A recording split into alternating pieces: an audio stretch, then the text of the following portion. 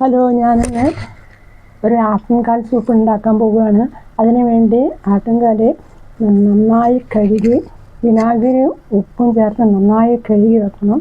അതിനുശേഷം അതിലേക്ക് വേണ്ടുന്ന മസാല: 1 സ്പൂണ് മല്ലി, ജീരകം, പെരുംജീരകം നന്നായി വറുത്ത് പൊടിച്ച് വെക്കണം. ഉള്ളി, ചെറിയ ഉള്ളി, വെളുത്തുള്ളി അതും ചതുക്കി വെക്കണം. നമ്മൾ മസാല പൊടിച്ച് വെച്ചാണ്. കുരുമുളക് വറുത്ത് പൊടിച്ച് വെക്കണം. പട്ട, ഗ്രാമ്പൂ, ഏലക്കായ, ബേ ലീവ്സ്. ചട്ടി അടുപ്പത്ത് വെച്ച് നമുക്ക് ആട്ടിൻകാൽ വെച്ചതിന് ശേഷം നമുക്ക് മസാല ഇടാം. അതിനുശേഷം പൊടികൾ നമ്മൾ പൊടിച്ച് വെച്ച പൊടി, കുരുമുളക് പൊടി, പാകത്തിന് ഉപ്പ്, വെള്ളം നമ്മൾ എത്ര എടുത്തിരിക്കുന്നു.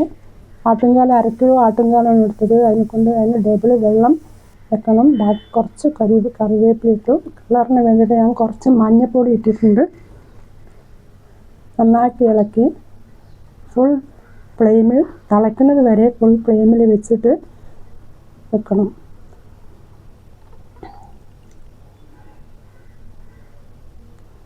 നന്നായി തിളച്ചതിന് ശേഷം നമുക്ക് ഏറ്റവും സ്ലോ ഫ്ലെയിമിൽ വെക്കണം. എന്നിട്ട് 1.5 മണിക്കൂർ സ്ലോ ഫ്ലെയിമിൽ ഈ ആട്ടിൻകാൽ വേകണം.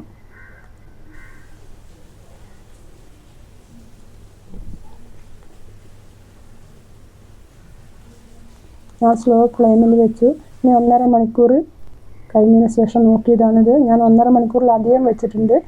ഇനി ഫ്ലെയിം ഓഫാക്കിയതിന് ശേഷം പാൻ അടുപ്പത്ത് വെച്ച് ഗീ ചൂടായതിനു ശേഷം ജീരകം, ചെറിയ ഉള്ളി, വെളുത്തുള്ളി ചെറുതായി കട്ട് ചെയ്തിട്ട് അതിൽ ഗോൾഡൻ ബ്രൗൺ കളറാവുന്നത് വരെ ഫ്രൈ ചെയ്യാം.